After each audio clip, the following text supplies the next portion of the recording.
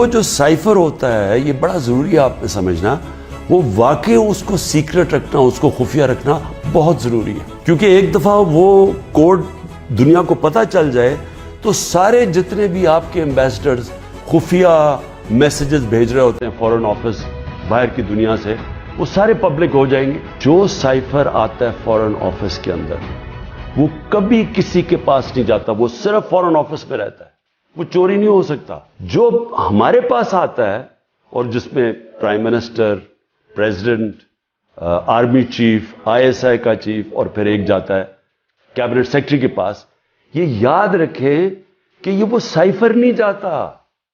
یہ سائفر کا جو مفہوم ہوتا ہے وہ اپنے لفظوں میں لکھ کے ہمارے پاس پہنچتا ہے۔ تو سائفر فورن آفس میں رہتا ہے، وہ کبھی وہ نہ چوری ہوا ہے، نہ وہ اور کوئی دیکھ سکتا ہے، نہ پرائم منسٹر، ہم کوئی نہیں دیکھ سکتے،